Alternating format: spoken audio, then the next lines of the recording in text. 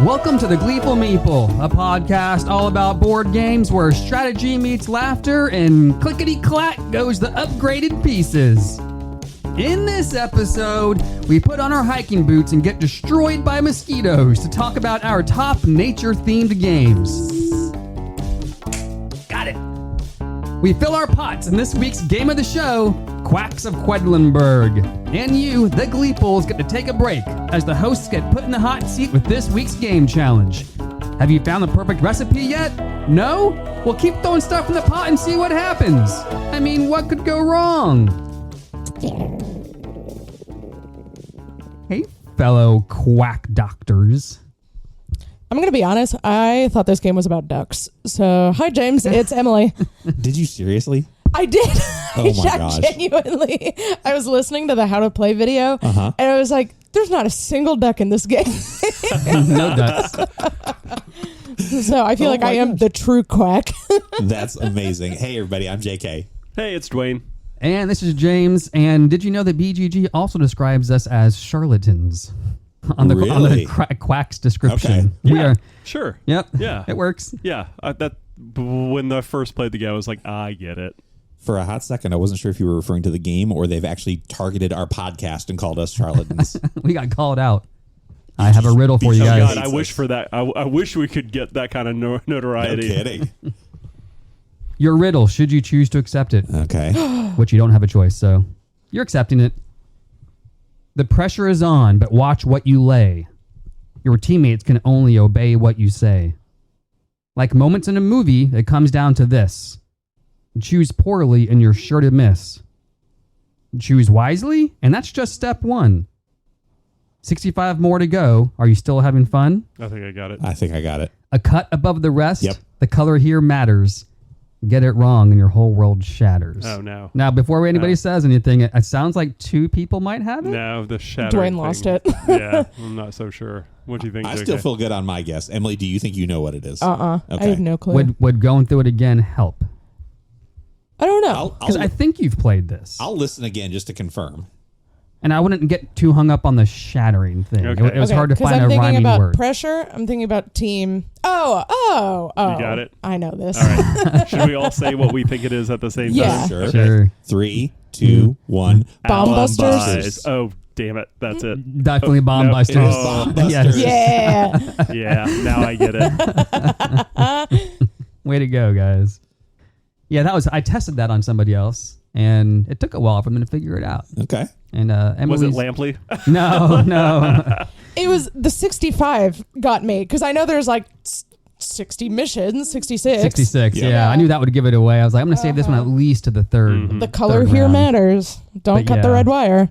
Yeah, it took my wife, Emily, actually a few little minutes to figure it out. So I was like, maybe I thought it was giving it away too much, but felt good about it. That's a fun game. It's been hitting the table a lot at our events. And it's Spiel winner. Is it? Oh, Yeah, it actually did. Yeah. It is. Yep. I think I need to buy it. Yeah. Dwayne just got Dwayne. back. Hey, You were somewhere pretty cool. It's con season. it is con season. And you didn't stop at Gen Con. No, I decided to spend my Labor Day weekend like I've spent the last 4 Labor Day weekends at Dragon Con in beautiful downtown Atlanta. If you're unfamiliar, Dragon Con is pretty much a 4 to 5 day Halloween party in Atlanta. It takes place over several blocks. Unlike Gen Con, there is no actual convention center. It's just in several hotels. Is it? And here's where I've kind of gotten Yeah. stuck explaining Dragon Con to people.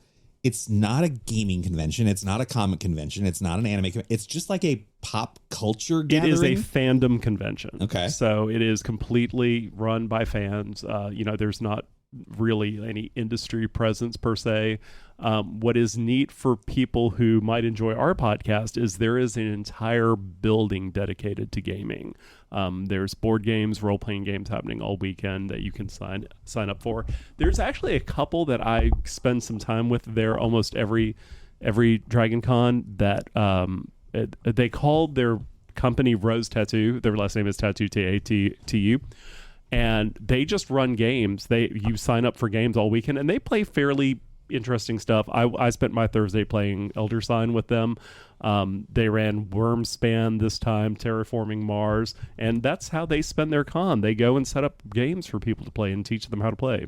That's cool. Pictures that I have seen from this con, and again, I know my audience, I know my friends, but the pictures I have seen just kind of make this whole convention look like drinking and cosplay. It is a lot of that. Like there is on especially Friday and Saturday night, you can do nothing but go down to the atrium level of the Marriott, which tends to be like the focus hotel just because it's kind of in the middle. But you can just wander around this atrium level over and over and see different cosplays. Usually people have their voodoo buckets, which is a little rum drink that one of the hotels sell. And, people are walking around with their rum buckets and looking at all the cosplay. The cosplay at Dragon Con is on it's point. It's pretty stellar. Looks amazing. Yeah. Yeah, it's pretty cool. And it's been going on for a long time. It will. Dragon Con 40 is next year. 40? Yep, 40 years of Dragon Con next year. Wow. Similar attendance from what I've heard to Gen Con. It's like 70-ish thousand. I think that's what I usually hear. I actually compared the two one day because I was bored, and I can't remember where they match up. But that's interesting. I always felt like Dragon Con was like way more. But it is more comparable than I'm thinking. Yeah. I feel like I just have a natural mental block of being afraid of Gen Con and Dragon Con and the crowds. But I'm like, no, I've done Gen Con. I think I would love Dragon Con. And to me, the crowds are the one thing, because if you stay in a host hotel, you are waiting for elevators to go up. Right. You're waiting for elevators to go down. It can be a lot sometimes. So usually by Sunday, I'm like, I just kind of want to hole up in my room and chill out. And fortunately, Sunday is what they call... Every year, Sunday is what they call the masquerade. But what the masquerade actually is the weird combination of cosplay plus talent show. So people come out on stage in their cosplay. It is a competition. They're judging you. But some people decide to do dance or pre-recorded or lip sync song. And I would love to see the rubric by which they score this, because to me, you don't have to do a sketch, you don't have to do any dancing or something, but I feel like if you dance in cosplay, you should make more points than the people who don't dance. It is wild. If you went up there with the most impressive costume ever but did nothing, right? Do you think that's a winner, or is that gonna fall by the wayside? I have to say, I think, and they do it by different categories, journeyman, apprentice, master. But one of the costumes that won was just this amazing archangel, kind of gold and black with wings that came out. Articulate wings. Okay. And I don't think they did a song or dance or anything, but it was a spot on cosplay. So did you cosplay while you were there? Not this year, no. Unfortunately, because of the move, I just decided to go ahead and pack all my stuff up. Yeah. Way to move. Yeah. Well, we talked about this already. Okay, my bad. But currently, this is my last local show, so glad to be here with y'all. Yeah, this is gonna be weird. See y'all face to face. Well, my wife Emily's been getting into at Gen Con. She's been doing the cosplay medic thing. Yeah, really enjoyed it last year. She's already getting ready for next year for Gen Con. I could see maybe a trip to a Dragon Con happening if she really starts to enjoy that. And as much as Emily likes cosplay, I think she would get a kick out of it. Yeah. Cosplay medic, she's patching up other people's cosplays. Yeah. On the spot. That is there's a whole thing. Discord, and they'll send out a ping where it's they call them cosplay clerics at Gen Con, which is healers. Playing into the RPGs great. aspect. And so it's we need a cleric, or buy this room, need a button. She said I think the first couple days there was a lot of just basic first aid, so just Band-Aids or whatever. Mm-hmm. But zip ties, fabric tape, that kind of stuff. Just anything that a cosplayer might her need. pack looked impressive. Yeah, it was all all organized, glues and sewing supplies, kits, needles, hot gun, thread. And Yeah. JK, they usually walk around with flags. Yeah. So you can see them in the She crowd. did. She Yeah, had they her know little banner, Oh my God. PVC Yeah. pipe with cosplay medic banner. Honestly, that is some of the best of that community. There's always issues when you get that many people together. We can't all be awesome, but the people who spend their time there only to help out other people, I'm that's really, really good. You're just being a good person. And I know Emily well enough to know she's probably loving that the whole week. Yes. Yeah. Yep. Absolutely loved it. And I know you went with a cohort of people. We went with a cohort of people to Gen Con or to Gen Con. Yeah. Getting them all mixed up. So every year, if you're in the area and we usually have a group going to every con around. So. Yes. Yeah. Reach out to us and we will put you in touch. If the only thing keeping you from going to a con is that you have to go by yourself, please reach out. We will put you in touch with people to hang out with at these cons. We will force you to have fun. Yep. Mandatory fun. Force Gleeful fun time.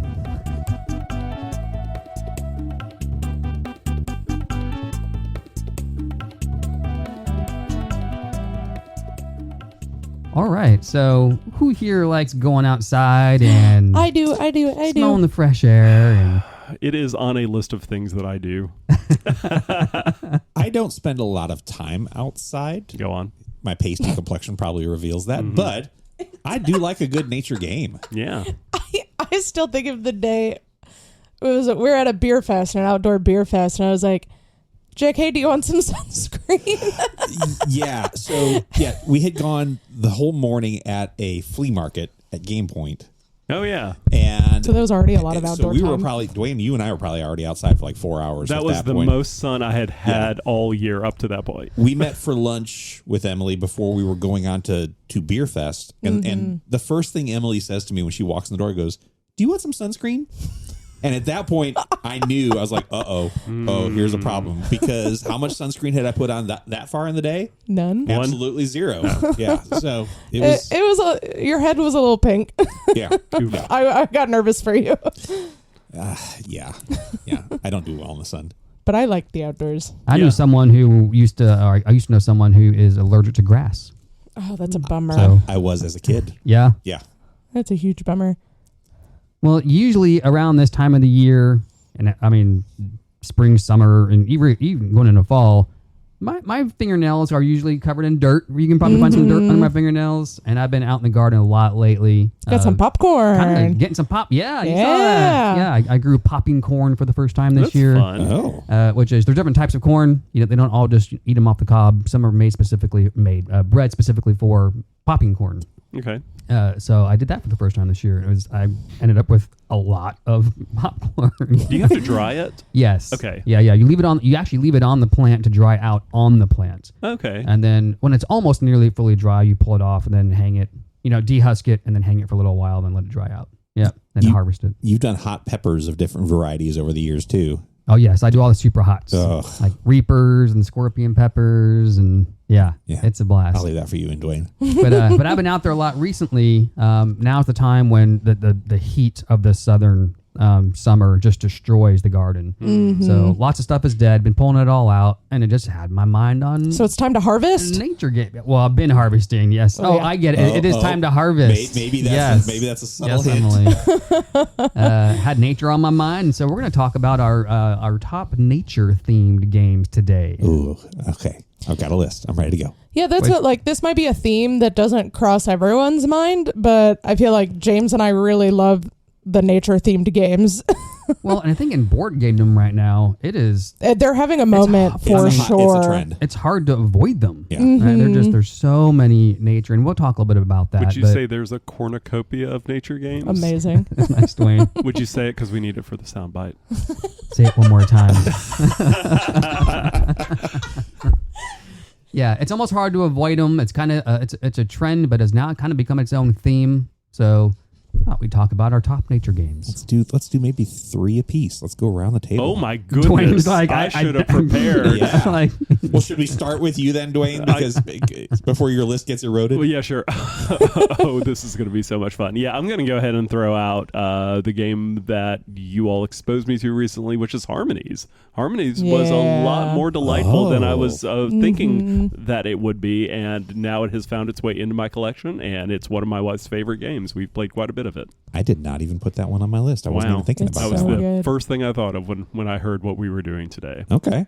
Well, when the H sound started coming out of your mouth, I thought you were going this route. I'm going to go with habitats, in which you are building a little zoo. You're driving a Jeep around a board and collecting tiles left in your wake, applying those to your zoo and trying to get a variety of different scoring bonuses. There's a couple different varieties of this game out there. There's one that's just the base level, which is nice little cardboard chits. If you did manage to get the upgraded one, there's like 50 different screen printed wooden animals in it. It's gorgeous. Wow. Okay. So that's what you said, zoo.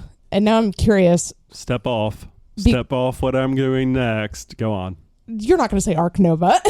I was never going to say. I know, that's what I was saying. I'm gonna say my favorite zoo game. Zoo Loretto.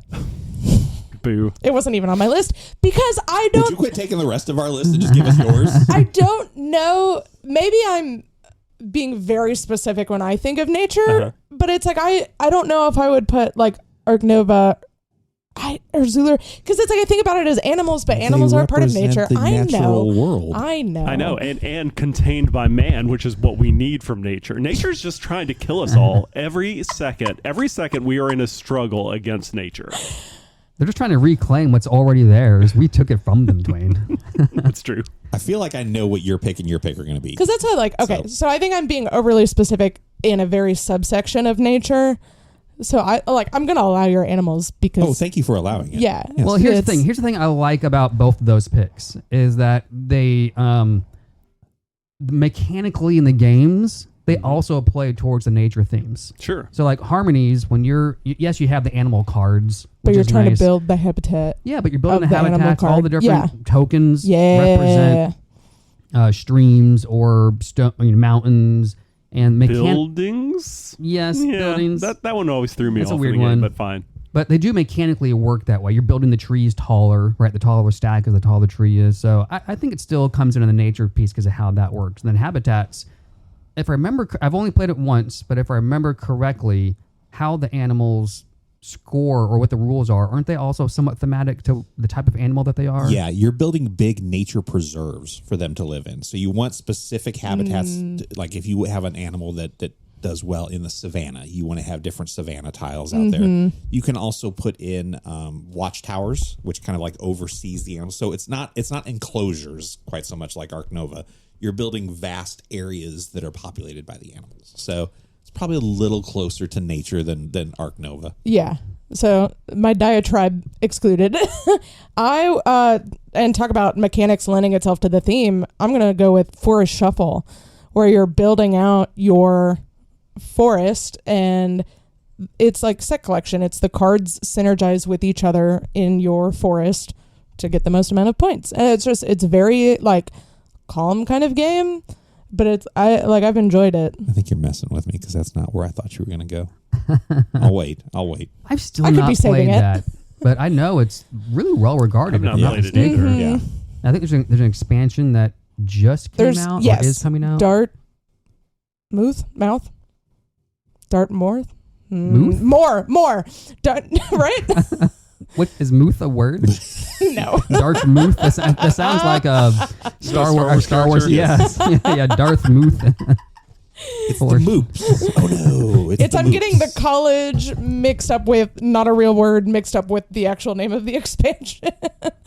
But yeah, I find the expansions to Forest Shuffle interesting. It's like different flavor of the same game because it's one of those like where it just like adds a bunch more cards that have different type of synergistic qualities. It's interesting. I'll play with the expansions online, but I don't own any. I really want to try it. I've heard the scoring is the wonkiest part about it. Yeah, which is why playing it online is nice. Well, my first one, and I'll save my favorite for maybe the next go around. But one of mine that doesn't get brought up a lot is Three Sisters, which is a roll and write, a double sheet roll and write. Not on the level of like Hadrian's Wall or anything crazy like that. But it is a double sheet roll and write. It's from Motor City Games, which is Matt Pinchbeck and I'm blanking on the other. It's a duo designer team. Matt Riddle and Ben Pinchbeck, if I remember correctly. And they've done other really popular double sheet roll and writes. This one, Three Sisters, mimics the idea of gardening, which is the Three Sisters method, where you have corn growing tall. Then within that corn, you plant green beans that trellis. So the corn gives something for the beans to trellis on and grow up. And then you also plant like squash and pumpkins or zucchinis or whatever underneath that canopy to provide shade for everything. So so it's a three sisters method of growing to where they kind of work in harmony. So that's the theme behind the game. Have you tried that in your own garden? Yes, not with the beans though. I've actually done the corn and the squash. I usually grow bush beans, so they're not trellising. They just grow about a foot and a half, 2 feet tall. Okay. But this is really cool. It's when it comes down to it, the two sheets represent a garden. So you have compost and the berry field and the corn field and all these different areas. The tool shed, which is where you get some of your bonuses from. And this is the combo game. It is just everything you do gives you an extra little thing. It's all just marking off, like it's a roll and write. So it's circles and squares, and you're just marking off little spots everywhere. But your turn, you can go do this to get this, to get this, to get this, to get this. And I will say that's the one downside of the game is that it goes pretty crazy. You can lose track of where you are at sometimes. But the theme is just it's everything that speaks to me with gardening and having composting and all that. Dwayne, you got another one? Yeah, I'm going to have to go outside the box, though, because nature game's not really a theme that appeals to me, which is one reason I didn't play Harmonies until it was thrust upon me by you all. But I'm going to go with Mystic Vale, because you are druids trying to cleanse the land. That feels nature adjacent, right? Yeah. Card crafting. Yeah.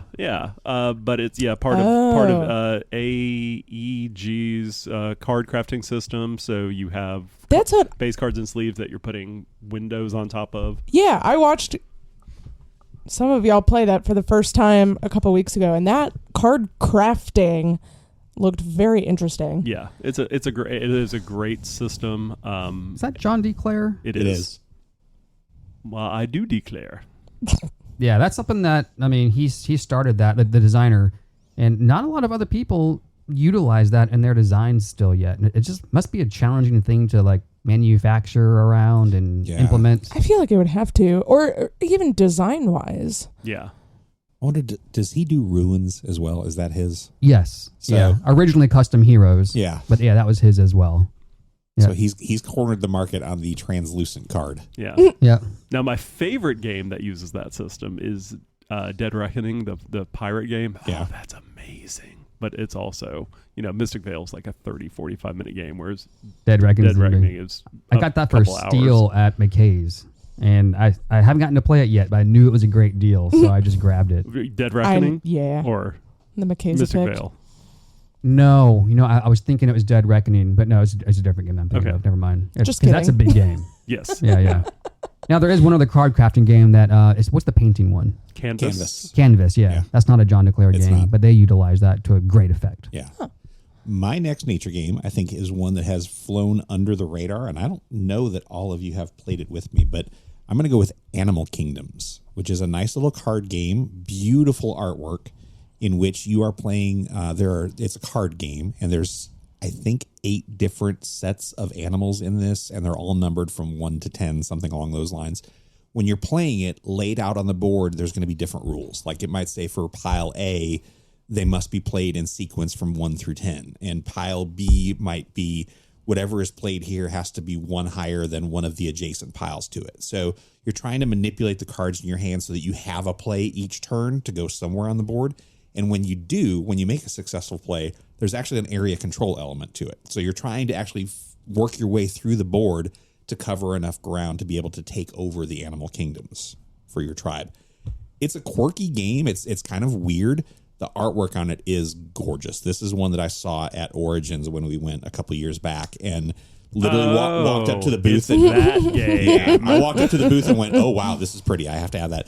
It is that game. How'd your first play of that go, JK? We'll call it short, because that was a late night post Origins Day teach when I was probably the only sober person in the room. Oh no! Yeah, it was To miserable. be fair, I was picking up what you were throwing down, but yes, some of our friends may have been into their cups. Yeah. I played this with you.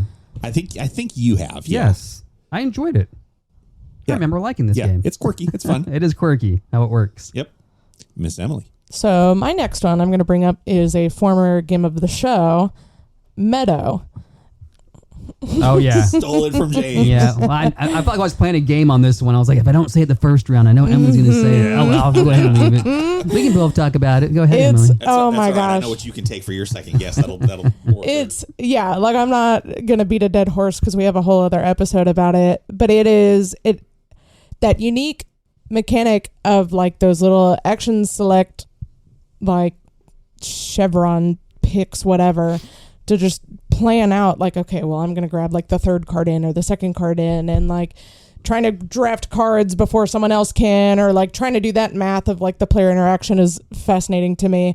And that's another one where you're trying to build off of a habitat. And I just like really like how it goes together. And like, if you do the apex predator, you can't build on top of it because you've already have the top of your like food chain. And like the landscapes and the treasure is like a very pretty game. Have you gotten a chance to do Pergola yet? Yes. Okay. So that's what I was hoping. Yeah, so I'll speak to that a little bit, but yeah, definitely. I mean, mechanically, Meadowworks, the art is just gorgeous, just amazing, and they give you a whole book, a separate book that you can flip through with all the animals that are numbered and read about them. But yeah, it's just by far my favorite nature game, and they evolved the system so well for the expansion, which we played. River. Is it just the river? I think it's the river. The river expansion? No, it's what? Why am I blanking on the name all of a sudden? River Journeys? Downriver. Oh my gosh. Downstream. Wow. Yeah, there we got go. there. Meadow Downstream expansion just was perfect. Then on top of that, they also released a Meadow Adventure book, which I have, which is fantastic, which I won't even go into. But it's a whole nother separate way to play Meadow where you open up different boxes. It's kind of scenario based. Yeah. Yeah, it replaces the campfire area with its own separate board, and every single one you play is different. So it just introduces new ways to engage with the Meadow formula. That at Gen Con this year, I didn't put this on my list yet because I have played it, but I'm not sure where I stand on it yet. They're kind of spiritual successor to Meadow. It's called Pergola, and very nature themed as well. Beautiful, and you're basically just kind of building out a garden area at your house. And it is just set collection the game. Now that I've played through it, tons of really nice components, really pretty to look at. But at the end of the game, all the components that you are collecting are just different ways of scoring points. So this type of flower, that type of flower, this bug, this thing, that thing. You have a whole list at the bottom of the board that says, at the end of the game, this scores for sets based off of this. This scores for sets based off of this. And so you end up with a really nice, pretty looking board with all this stuff. And it all just scores points in different ways. Much lighter than Meadow, much more easy breezy, and it's just set collection of the game. So I enjoyed the play of it. It doesn't by any stretch beat out Meadow, but Meadow's just awesome. If you haven't played it yet, find a way to play it. It's great. I assumed that one of you would mention it, so I didn't put it on my list at all. My next one, I think. So my top three are definitely, we got Meadow, Three Sisters. Man, I have a hard time picking my third one because here's the thing about nature games. So many of them, I feel like for a little while, it was just photosynthesis that everybody knew about. And then Bosk came out. And these are games that have those like 3D trees that you lay out. Yep. Bosk had something similar. And then it was just, those were the two big ones for a long time. And then Wingspan came out. And everything now is just, that's where the floodgates open for nature games. But so many of them are just different ways of like little puzzle games of scoring points or the very light games. So finding a nature game that's fun to dig into on strategy is challenging sometimes. But one other one that, and if I really had to pick one that also kind of goes back to when photosynthesis and Bosk were out, that I still enjoy playing, and I think it's fun. It's a great introduction for people into the hobby as well because it's tactile. There's so many to choose from, but I really enjoyed Takanoko. That was one I had not played. Yeah, curveball, huh? Okay. You're building 3D, stacks of bamboo, moving your panda around. And we always have jokes when we're moving a panda around, like, bamboo in my tummy. My tummy's getting full because on your board, you pick up pieces of bamboo and put it in your panda's tummy. It's just, you're moving your gardener around and watering the garden, and it's just pretty. They re-released a new version of it that I kind of need to get because it has updated components. But yeah, I've always enjoyed Takenoko, and it's always landed well with pretty much every group. I wouldn't say it's high strategy. No. Because you're drawing cards. You can draw well sometimes and not well, but I don't know. It's just pleasant and fun. That was one of the first games I purchased when I got into gaming. It has made its way out of my collection, not because it's bad, just because I kind of fallen away from playing it. But yeah, cute, easy, fun. It's a good game. Yeah. Nice. Dwayne? All right, I'm going to go with what you mentioned just a moment ago, and that's Wingspan. Just because I've kind of gone through a renaissance. I've played that game once years ago, and I thought, well, this is fine. But I found I got a good price on a copy recently, picked it up because I thought it was something that my wife Brooke would enjoy playing. And revisiting that game, I'm like, this is much better than I gave it credit for at first. And it's very easy. There's only 4 things you can do. You're going to do 1 of 4 actions on your turns, so there's not a lot of decision space there. More of that comes into like how you're going to organize your birds to get that most efficient engine running when you decide to run any one region of birds. So yeah, Wingspan has been very enjoyable. I feel like I've gone through that emotional journey of like, I loved Wingspan the first time I played it, and then I like cooled down on it, and now I like really enjoy it again. Have you tried either Wormspan or Finspan yet? I have not. Okay. I when I first heard that those games were coming out, I expected them to be just cut and paste rethemed versions of Wingspan, and neither is. They both play a little bit differently. That's what I've heard. I've actually been pretty impressed with both of them. I didn't put them on my list because I assumed somebody would bring up Wingspan, and I've brought it up enough on this show as well. So I kind of wanted to have some other options out there. Some great ways to approach playing Wingspan, by the way. I really enjoyed it as well. It could have been, in my 3rd, 4th, 5th spot. The only thing I don't like about it is it can be long sometimes. And my wife, Emily, plays it on BGA all the time. Speed plays it. And, I mean, if you want to get some Wingspan in, play it on BGA because it goes super fast. And then the other thing I'd say about it is that the expansions do a really good job adding variability to the card types. Okay. So if you've only ever played base game, the expansions add a lot of just extra things to consider, and they did a great job with those. Very nice. So my first couple picks were kind of animal-based nature. I'm going to go in a slightly different direction with my third choice, with a game called Finca, which is fruit-based, where you are growing and collecting fruit. Emily, it has a mancala on it. Sort of.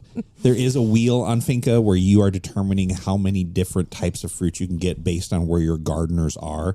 And you kind of move them around the wheel. The movement of their turn is based on how many gardeners are on the spot that they start with. Yeah. The number of fruit you get is dependent on how many gardeners are on the spot you land on. And then once you collect those fruits, you are delivering them out to various sites throughout the board, trying to collect points in that manner. It's really light and easy. For a long time, hard to find. Yep. It had an original print run sometime in the early 2000s, late 90s, went out of print and had a brief Kickstarter resurgence. I believe it's back in the mainstream now. Someone has picked up the rights and released it again. But really, really cool, quirky, little easy game. Yeah, I would try it. I've always heard good things about it. I've never played it, My honorable mention is going to be Cascadia. Yeah, I'm there with someone you. was going to say, oh, God, I hate that game. I know you hate it, Dwayne. I just straight up just cannot even with that game. Love that game. Gross. It is simple, like tile drafting, tile laying. You're trying to like You don't like it, Dwayne? Okay. Not only does he not like it, he hates. I will be honest. I've only played it once, but I disliked the experience so much. It just didn't.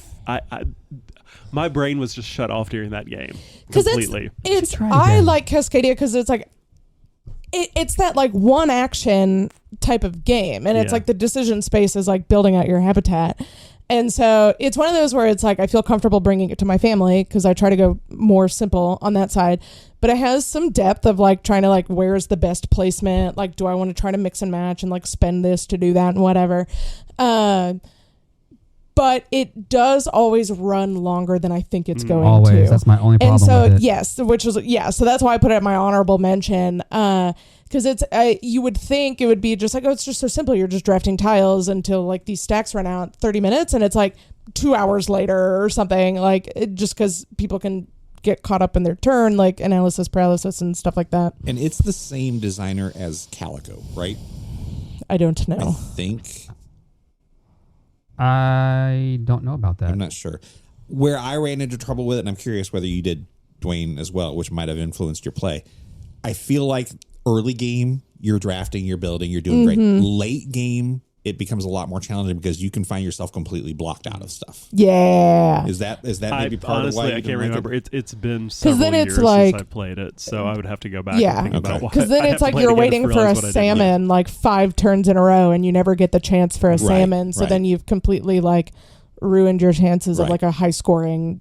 The only category. reason I'm drawing a correlation to Calico is that's very similar. Yes. at the end. No, you're now. I think about it. Yes, you were correct. It was Calico, then Cascadia, and then a one that could be on this list is Verdant. Verdant is actually on my list as And well. So. I bought it because I love Cascadia, and I played it once, and it was like, oh, it's just another spatial puzzle thing. Yeah. I was like, that's not great. Cascadia is the one in the middle that they nailed it.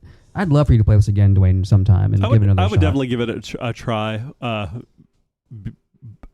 One, I want to play it with people that I know who know the game and see Yeah. if there's something that I like about it. I put it in the same category as Arc Nova. It's not for me, but I see why people enjoy it. Yeah. Yeah, that could have been my 3 spot instead of Tucanaco for sure. It was on my list. But by the way, the expansion, got it, tried it. Don't worry about it. Just stick with base game. Yeah.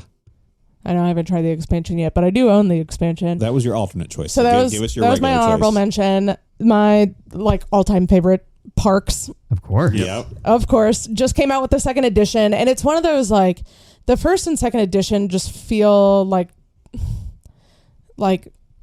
two sides of the same coin, and sometimes I want side A and sometimes I want side B. Yep.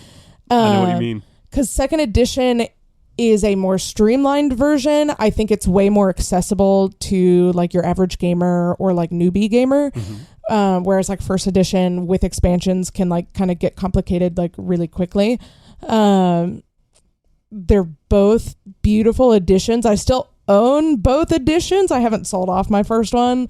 But it's just, I love the simulated like hiking a trail and like going through the seasons and like picking up gear and visiting national parks. Like the artwork's beautiful. Like it's like of all of like the nature like kind of hobbies we've mentioned throughout these themes, like this is my favorite hobby. Like I'm not a gardener. I don't have a green thumb. And so I think that's like, I think that has impacted my like blind spots for gardening games or like Harvest, for example. But yeah, so I like Parks. Doing any more? I'll shout out Zulredo just because it's animals, so I'm going to count it as nature, sort of nature adjacent. But it's a game that I don't think is talked about much anymore. It isn't. I really like it too. And they took this idea from a card game called Coloretto, where it was like, you want to specialize in a few things, but not too many things, or else you'll reduce your points. And they turned it into an enjoyable little board game where you're collecting animals for a zoo. If I had an honorable mention, I'm going to go with Gartenbau. In which Gartenbau you are building flower beds. It's really pretty, cute, strategic game. But that's it. Yeah. All right, that's nature games. If you don't want to get outside and actually see real nature, there's a cornucopia of nature games available for you to try. They're so good for a rainy day when you can't get out or you live in an apartment and you can't have a garden. No mosquitoes needed. Yeah.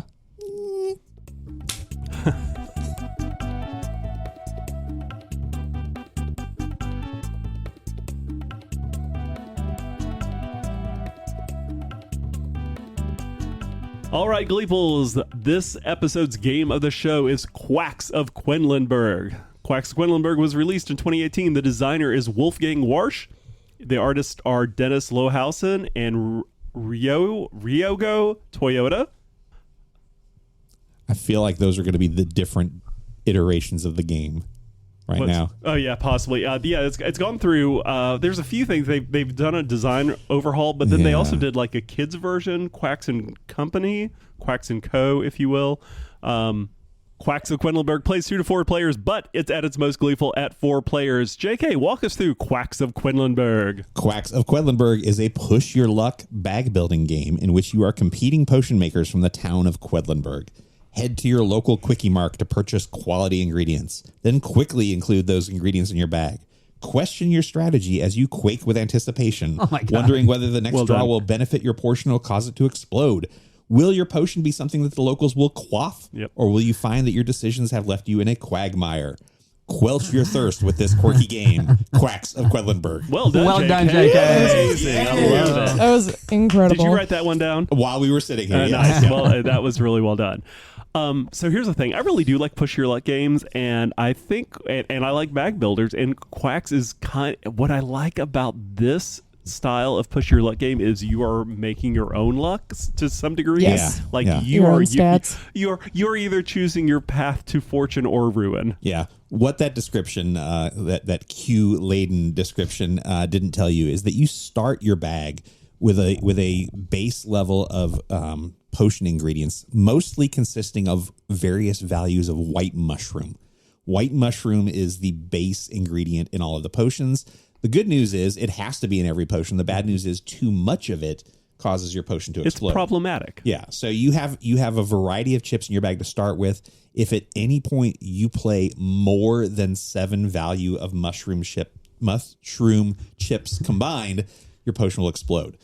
Outside of that, there's another 7 different colors of chips that can be added into your potion bag, all of which will do a variety of different things. So you really have the options ahead of you, in front of you, to determine what you want to buy to add to your bag that is going to drive that bag through the 9 rounds of the game. Yeah, it's really impressive how they put together, I think, all the different chip types and then give you different levels to use. Yeah. Yes. So of all the 7 different chip types, you can use the basic ones, the medium ones, the advanced ones to kind of change it up a little bit. Mix and match them however you want. There Yeah. is so much variety in just the base, and there's a couple of expansions at least. There's the herb witches and the alchemists. Yeah. Are the 2 different expansions. But even in the base game alone, there's so much variety. I feel like I haven't even played with, and I looked at my logs while we were playing the game. I've got 16 plays in, and I feel like there's still so much more to experience in the game. Yeah, trying to find a way to push yourself as far as you can on that track as you're pulling those chips out, because that's, your board is essentially a track. It's in the shape of a swirl, but as you pull your chips out, you're placing them down, and you're getting to push forward on that track the value of the chip that you pulled out. Starting the game off, all you can really afford is just the 1 value ones, and they don't get you very far. But you have some more expensive chips later that are value 4. The one we played today gave us 6. A 6 value. A 6 yeah. pumpkin. So you pull that out, and it pushes you forward 6 spaces on that track. And then you pull again, and you continue off from where you left off on the last one. So some of them are just high value. Some of them, like the blue chips, whatever the value is, you can pull that. You put that one down. And then, if it was a value, let's say 4 blue chip, I put my value 4 blue chip down and then pull 4 from my bag and preview what they are and decide if I want to play one of them or not. That is my favorite ingredient in the game, just because you get that preview, and it can be. And James and I saw this a lot because we went very heavy in blue chips on our game. But there were times where we'd play a blue chip, get to look at a stack of chips, there'd be another blue chip, and we could just keep rolling those blue chips out to get a preview. So that way, you're not going to explode. I guess it is possible to pull 4 white chips, and that could push you over the edge. But interesting. Did that happen? Have that. That did not happen. I did not have that happen. You don't have to play it, though. Yes, you that have is the true. option to That's not true play. too. You Yeah. don't. You do It not was- have I think to I play had from a- you can throw them all back. I think I had a blue 2 and then drew my 3 and my 2 white chip, and I was like, nope. And then there's the black chips. I can't remember. It's a death head moth, maybe something like that. Yeah. But that is also lets you compare. You're going to get rewards on that comparing Based to your off of neighbors your to see if neighbor. you have the most or tied. Yeah. Or the most of one side or the most of both of your neighbors, which is kind of a fun mechanic. I haven't really decided in my plays of this game. I love this game, but I'm not very good at it, I'm finding. And I think part of it is that you guys did a really good solid job of leaning into blue, and that paid huge dividends for you. Yes. I leaned into red, but it did nothing for me. But I think in most games, I kind of diversify a little bit too much. And I feel like maybe part of this game is you have to deep dive into one color. I think that was my issue this game too, was like, not only did I diversify a little bit, like I spread myself too thin. I also picked up a lot of 1 chips. Yeah. And so you cannot compete if your bag is full of 1 chips and like your neighbor has like 1 6 chip and a bunch of 4 chips. Yeah. And so, because it's like your cauldron is a spiral. Like you want to get further and further out of the spiral. And if like you're just doing 1 chip after 1 chip after 1 chip, like you can only go so far. And again, when we're saying 1, 2, 4, or even 6 chips, drawing those chips moves you along the track that number of spaces. Yes. So it's cheaper to buy the 1 chips. You can load your bag up with those, but you're not going to be moving as far each turn.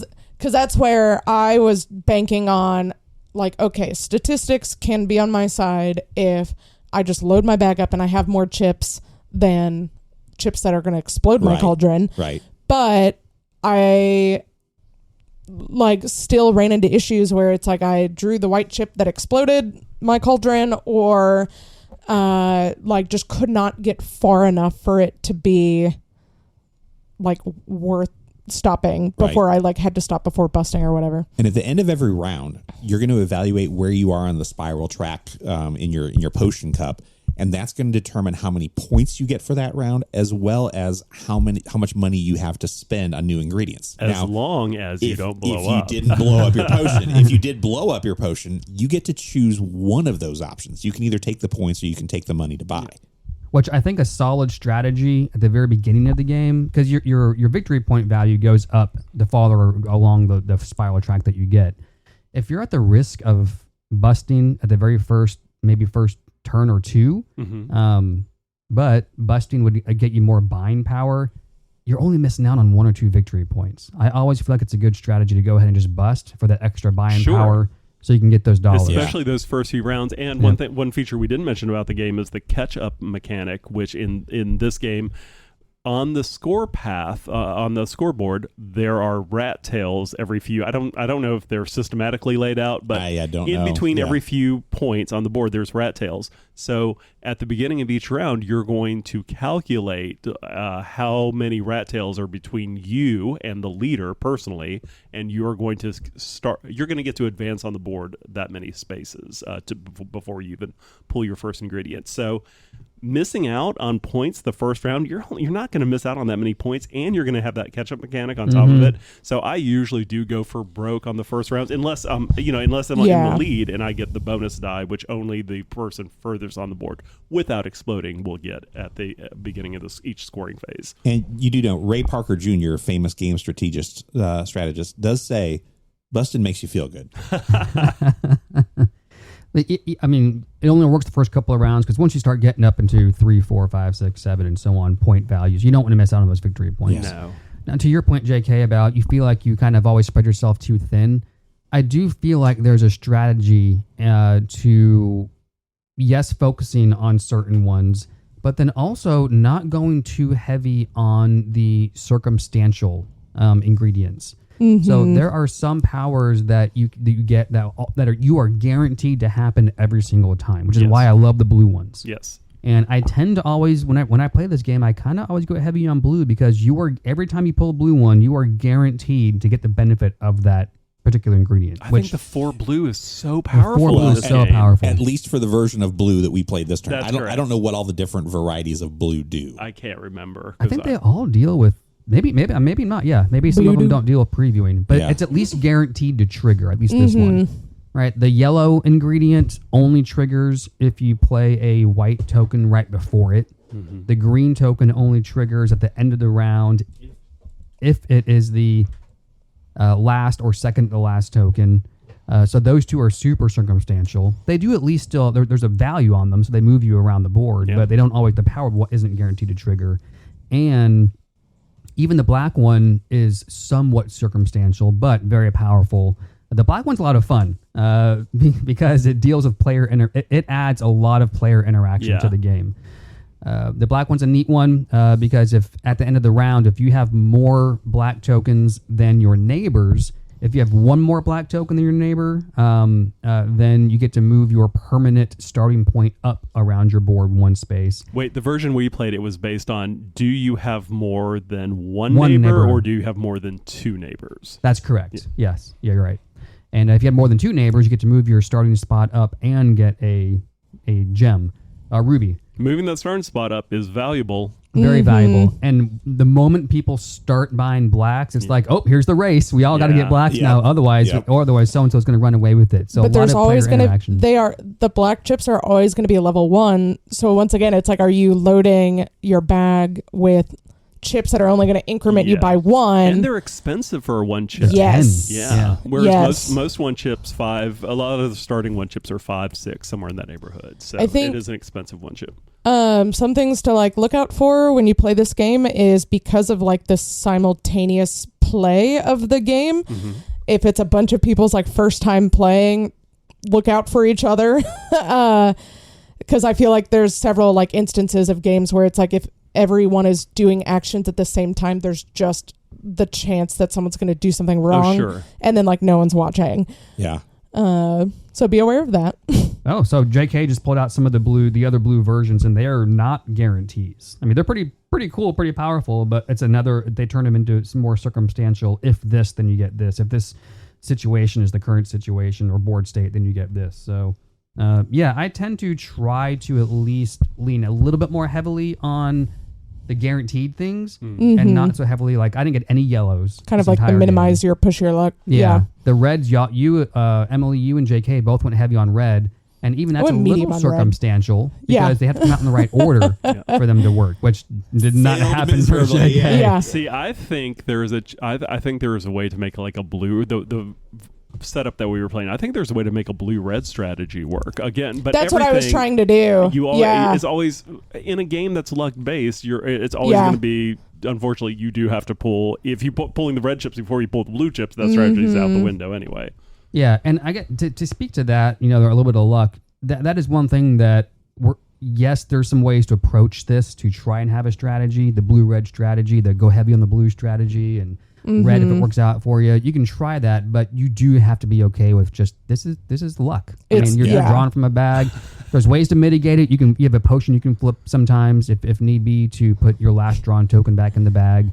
But there are elements of like playing this game well or not well, but then at the end of the day, like if you have a lot of people that understand the strategy and understand like the decision space, whatever, it's just luck. Your strategy is going right out the window if you draw as 6 soon as white you draw chips. exactly. That's your first chips. You are done. Yep. All right, let's talk some negatives about this game because there is one major one. So first off, in terms of reputation, this game came out in 2018. It was the Kennerspiel winner of that year. So it did come with some acclaim, but the base game comes with cardboard ingredient components. And this was one of the major criticisms right away was that if you're playing this game a lot, you're putting cardboard tokens into a bag, you're mixing them up, you're drawing them. With your sweaty hands. These wear out fast. And so right away, there was this immediate outreach for how do you fix this game? What do you do? And a lot of people would get the coin capsules. You could do that, I guess. Yeah. That's going to crowd your board, though. It did. It did. Coin capsules to kind of protect, almost like sleeving your cardboard tokens. The better option was BGG Store came out with these Bakelite plasticky Geek Up bits. Yeah, Geek Up bits. So nice. And they are amazing. They do add a lot to this game. Yeah, that's a huge improvement to the game. So if you buy this game and you can afford to do so, you're probably going to pay just as much for the replacement chips as you will for the game. Highly worth it. And if you own them, that means you too could hear the beautiful sound of 100 plus plastic chips hitting the floor. One of the most traumatized I've ever been at one of our events. So they scattered. Oh my goodness! You would not believe how plastic slides when it hits the floor. They went under the kitchen door. Some of them. It was insane. Oh, you just wanted to yell out, "Nobody move!" I was not playing that game. I was playing a different game, and that was being played on the other side of the room. And when I heard, but it was your copy, right? Yes. No! When I heard the sound, I knew exactly what had happened, and I just sat and stared at the person in front of me and went, Nope. And no. Someone came running and they said, we're going to find them. We're going to find them all. And I kind of sat calmly and they came back and they said, we haven't found them all yet. And I said, I'm not saying this to be rude.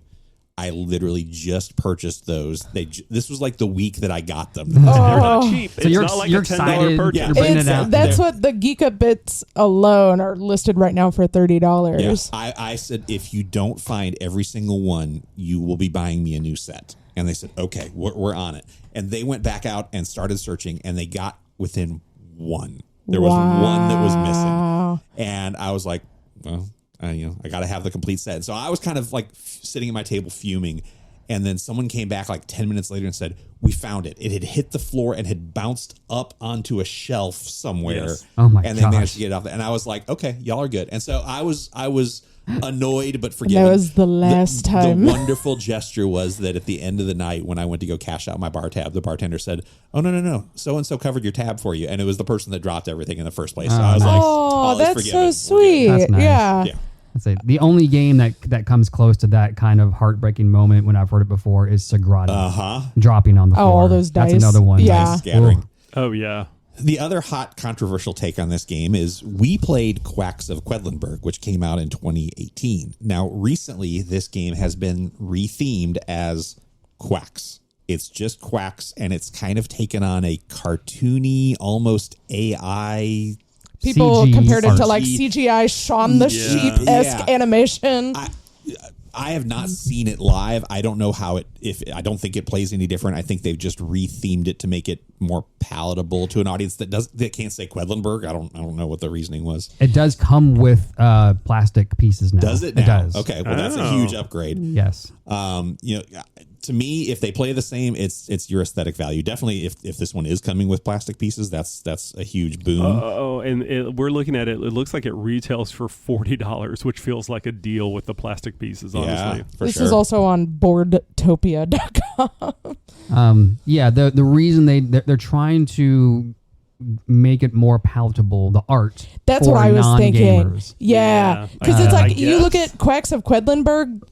It's very Euro. It's very Euro, and so I think that's part of why it's been a blind spot for me. One, because I was not there when JK's story happened, and so that never made an appearance at an event It has again. never come out since. No. Yeah, and I like it reminds me of like Carcassonne, like just like that town square-esque artwork, and I'm like, okay. it's like I don't know if that Clemens Franz theme is art, for but me. Like once think again, of I that. thought this was about ducks.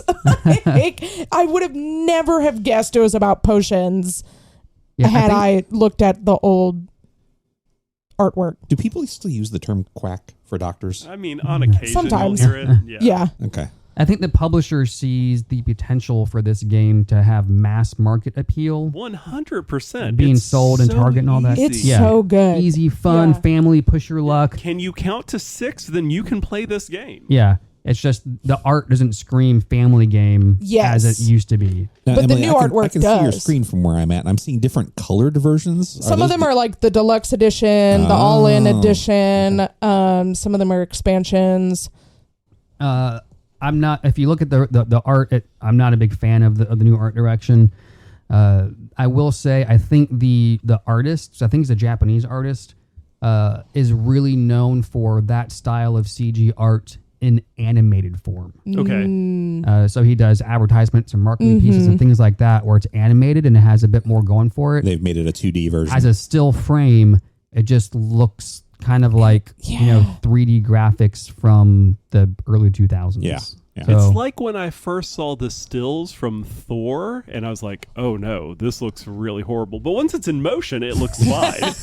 yeah, but definitely more family friendly Than you think it would be. If it reaches Yeah. the masses and helps more people get into games, then hey, it is what it is. And you know, Yeah. nothing is going to remove the 2018 copy off my shelf. I was about to say, I was like, am I going to look for 2018 at every flea market from here on out? Yeah. No. I mean, no spoilers for me. I love this game. I think it's fantastic. I think the year it came out, it was my game of the year and number one game of all time. I've cooled on it a little bit since then, but I think the simplicity of how it plays, as well as the variety that you get just in the base game alone, is impressive. Layer in those expansions that are going to give you a little bit of asymmetrical powers, some things that help you, some things that hurt you.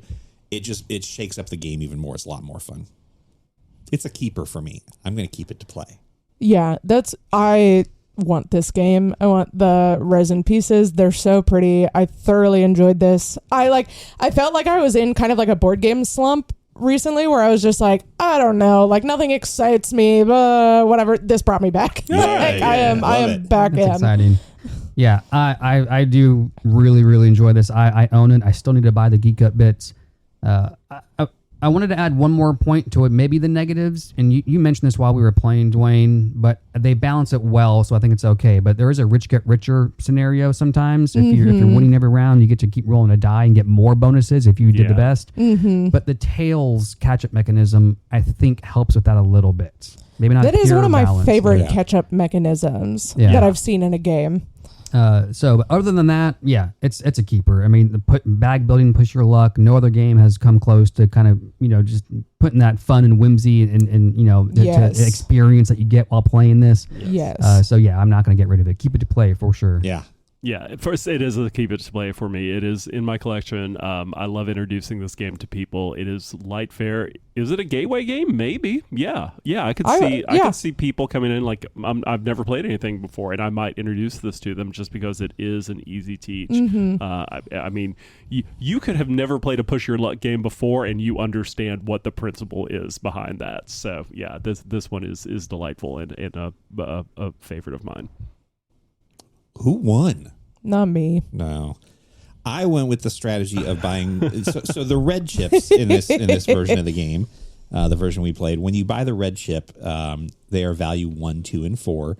And the idea behind it was that if you have the 4 chip and you drew the 4 chip early in the round, all of your subsequent red chips could be 4 chips. So if you had a couple 4s and a whole slew of 1s, you were moving 4 spots every time. Guess how often I was able to utilize that over the 9 rounds? 0 times. 0 times. Wow. Absolutely 0 times. It never happened. The only time I drew a 4, I also drew another 4 that was in my bag. So hey, y'all, if JK asks us to guess a number, it's usually 0. There's a pattern here. Yeah, so my strategy did not pan out. I finished in a distant 4th. That was kind of embarrassing. It was a pretty low score. I'm not going to hold back on that one. Yeah. James and I battled it out for a second. It came down to the wire, and there was a chance I thought I had to fight my way into the second slot, pick the next game for the first time since January, February. But I just could not quite seal the deal. And I did the math again, even if I had not busted, because my plan was I was going to fill my cauldron. I was going to go all the way to the ladle. Would not have made a difference because of your rubies. Yeah, we were mathing at the end there to see how we play. It was hardcore min-maxing. Yep. But so yeah, I was in 3rd, but I feel like I'll do better next time. I'm gonna try. Dwayne's strategy of leaning into blue, it works out pretty well. took you into the lead probably by around the 4th round. I think. Yeah, because I was behind for the first few rounds at least. And then once you had the lead, never looked back. Yeah, never looked back. We got into a situation that I don't know that I've ever seen in this game before, where I had quite a few rounds where I could have pulled more chips without busting, but given my position on the board because of Didn't maybe want to risk rubies it. or green bonus, I was like, I'm good enough here because I was watching where the score was, and I was like, there's no, I could definitely bump up the points one or two more by pulling again, but I just don't see the need. I'm happy with what I'm getting from this. Gonna get the rubies. That's where talk about rich get richer. The rich has the safety of no, I don't have to push my luck because I'm already so far ahead. Whereas we're fighting to get more points and maybe a ruby. All right, James, you finished in 2nd. What is going to be our next game of the show? I did. And you know what? I know we've had a couple scheduling conflicts recently, which didn't allow us to really get back to Dwayne's pick, but I was excited about playing Obsession. So yes, let's do Obsession, let's guys. Try it again. Let's make it happen. All right. Everyone put on your dress wear and prepare for cream tea on the tennis court. This is going to be fantastic. Can't wait. You say cream tea or green? Cream tea. Huh. I'll figure out what that is on BGA. All right, Gleeples, if you have any comments about Obsession, Quacks of Quedlinburg, or any other game we've mentioned on this show today, please drop us a line at pod@gleefulmeeple.com.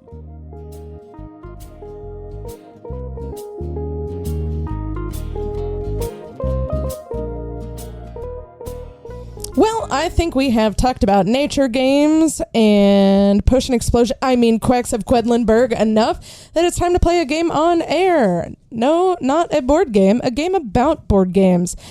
This week, JK has given us sheets of paper and pens, and he told us to get ready for some math. Yeah, so a few episodes ago, we did the first introductory portion to the board game SAT, which was the verbal portion. Just as a reminder, following the verbal portion, Dwayne, you are currently sitting at a score of 3. Emily is sitting at a score of 4. James leading the pack with a score of 10. James definitely appeared to be the stronger verbal gamer than the rest of you. This is your day to catch up with math. Definitely your day to catch up. Now, to be nice, I am not actually going to make you do math. This is simply number-based questions. Okay. There will be a third portion of this to come, which will be our listening comprehension. Nice. I love portion. it. That'll be for the future. But we're going to lean into 2 little mini games today. The first mini game, I am going to name games that have numbers in the title. Okay. However, I am going to remove the number. I have selected 10 games, all of which feature the number 2 through 11 one time each. Your goal will be to put the numbers in the proper sequence. Okay? We'll go one at a time reading off the games. I'll give you the game title with the blank. You can write down the number. We will then rehash that list one time, in which if you want to make any changes to your list, you can do so. Yep. Your scoring will simply be having the numbers in the right locations. All right. Okay, fair enough. And again, the numbers run from 2 through 11. Our first game is Council of Blank. The second one, Are You Smarter Than a Blank-Year-Old? Your third game is Blank de Mayo. Oh, that's evil, JK. Oh, is this not what I think it is? You have not felt the full brunt of my evilness yet. I always leave podcasting so angry whenever whenever JK has a game. The fourth game is Snow White and the Blank Dwarves. The next game is Blank Summits. Summits. Blank Summits. Question. These numbers, are they like literally the number, or it might be like twice something? No, it's either it is the numbers 2 through 11 are used in here. No, like second. Correct. Okay, got it. All right. Our next one, Blank Nimmt. Nimmt. Finally, one I know There you go. confidently. That was my offering for Thank you, JK. The next one, Kamigami Battles. Battle of the Blank Realms. I know this game. How do you spell What's the Kamigami? number? Kamigami what? Kamigami Battles. Battle of the Blank Realms. Our next one, Blank Sisters. Wow. Thank you, James. You're welcome. Nice. It's one of the reasons why That is about an hour and a half hilarious. ago I was laughing internally. That's So- very Oh, yeah. funny. All right. Our next one, Rising Blank, the Runes of Asteros. And the 10th one, Blank Minute Empire. Now we're going to go over these again so I can give you the option to change your answers if you wish. And what we're looking for here is you should have the numbers 2 through 11 written in a row. Yep. Yep. Okay. Let's go through that list again. So starting with number 1, it was Council of Blank. Mm-hmm. 2, Are You Smarter Than a Blank-Year-Old? 3, Blank de Mayo. 4, Snow White and the Blank Dwarves. 5, Blank Summits. 6, Blank Nimmt. 7, Kamigami Battles, Battle of the Blank Realms. 8, blank sisters. 9, rising blank the runes of Asteros. And number 10 is blank minute empire. Oh, I'm trying to visualize all these box covers. It's the only way I can do this in my head. Are we ready? Yeah, let's go. All right, so here are the full titles of all of these games. Starting off, we have Council of No. 4. Oh, yes. Council of 4. Okay. I thought that was. I thought you were going in numerical No, order. So far, so good. Okay. Are you smarter than a 10-year-old? 10-year-old? Oh, I had that there. That's 2 done. Uh-oh. Dang it. Blank de Mayo is... Is it not Cinco? It is not 5. It is 2 de Mayo. Oh. That's What 2 happens more on down. May 2nd? Yeah. Snow White and the... 7? No, it's 11. Oh, It I is did Snow 9. White and the 11 Dwarves. Oh, This no. is not going well. No. Blank Summits It's not 7? 2? is 7. Oh, 7 thank God. Summits. I Got think I that have one. heard of that. Nymped, I think you all got this one. 6. It's 6 Nymped. Yep. Also known as Take I think 5. that's all I got right there. Oh, no. Kamigami Battles, Battle of the 9? 9 realms. Yes. Thanks, James. Blank Sisters is 3 sisters. How did I miss that one? Rising Blank, the Runes of Asteros is Rising 5. Mm. And lastly, 8-minute Empire. Empire. All right, so how did you guys score? How many did you get right? Oh, Rising 5 has 6. the space guy on the cover. Yep, I it sure just does. clicked. Yep. Ugh. I got 6. You got 6. So I just met James's first game score. I also got 6, and I think we got the same 6. Okay. I think so too. I got 5. Oh, you guys closed the gap a little bit. By Not one. by enough. Wow. All right, so move on to another sheet of paper, please, for this next one. We have 5 questions I'm going to give you. To get these right, you have to get all 3 answers in the proper order, which will give you 3 points for each one. If you do not get all 3 in the proper order, you get nothing. All or nothing. Let's go. The way this game is based is I am going to read you the names of 3 games in alphabetical order. What I want you to do is put them in the order based on the largest number visible on their scoring tracks. Okay, Oh, sure. Why not? no. Where's the alphabet come in? Because I don't want Listing them in order just so listing that them we in don't- alphabetical order just to not give bias. To not Okay. influence So any type you will of. put them in the order largest to smallest scoring track, Largest to smallest word track. and we're going based on the largest number visible on their scoring track. That's kind of a key thing for a couple of these. Are you ready for the first one? No.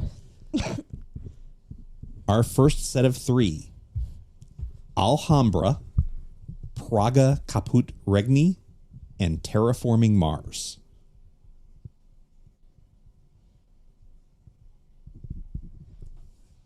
I've played 2 of these 3 once each.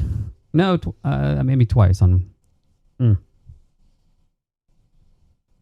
It's smallest to largest. Largest to smallest. Oh.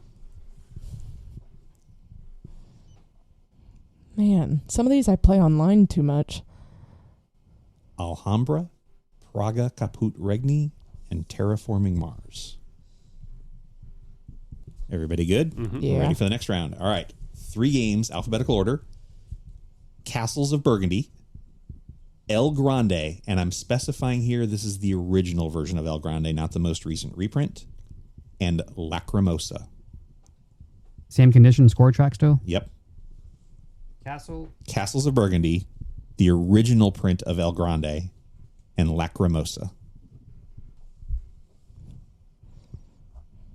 Are we ready for the next set? Yeah. All right. Grouping number 3. We have Dixit, Sagrada, and Viticulture.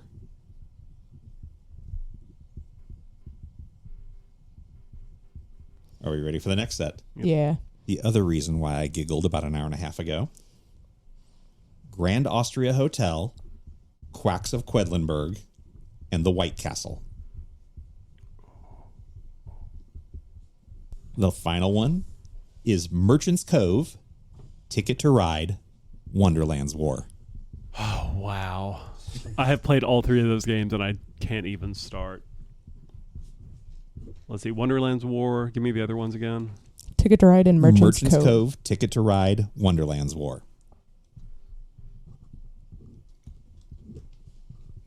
All right. You are scoring your own sheets. And again, to receive the 3 points, you must have all 3 games in the proper order. If you do not, you get 0 points for each one. Okay. Are we ready to go? No. So combination 1, I will also tell you the final point total, or the final numbers that are visible on their boards. Oh, that'd be good.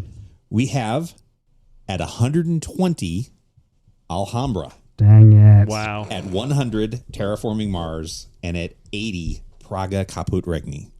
Did anybody get that combo? Nope. No. Okay.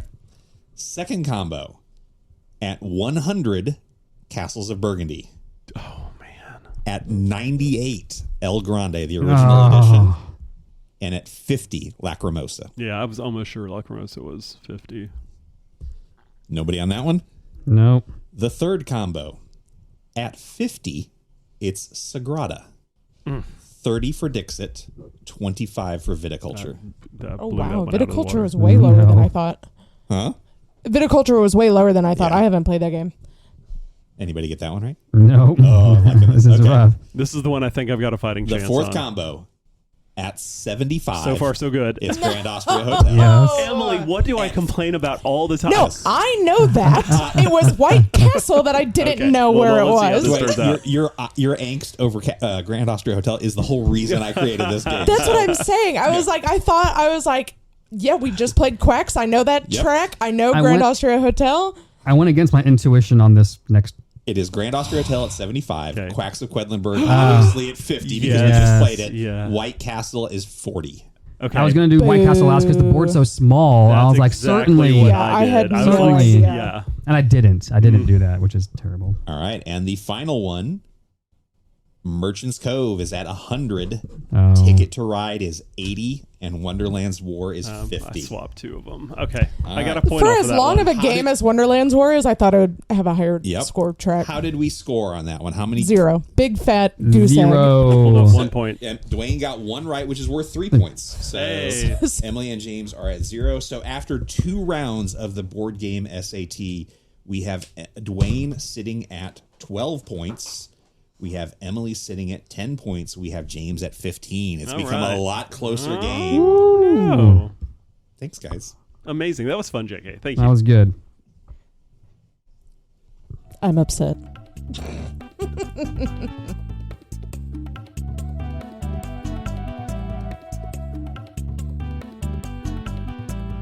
All right, folks, we want to thank you for listening today. We are also going to thank our sponsor, Vandalay Industries. Thank you, Vandalay Industries, one of the finest importer, exporter companies out of New York. Vandalay Industries, who knows what they really do? I feel like I should know this one. Oh, wow. It's the second time I've used a sponsor from this show. Oh, then I don't know. It's a Seinfeld reference. Okay, Oh, then I yeah. definitely I do should have not. known that Yeah. one. I almost said Seinfeld too, but I didn't want to embarrass myself. Thanks for listening. If you are in the Nashville area, come see us at one of Gleeful Meeple's events. You can also email us at pod@gleefulmeeple.com or find us on Instagram at gleefulmeeplepod. Thanks, everybody, and we will talk to you soon. Bye. Bye, Bye. everybody. Bye, Gleeples.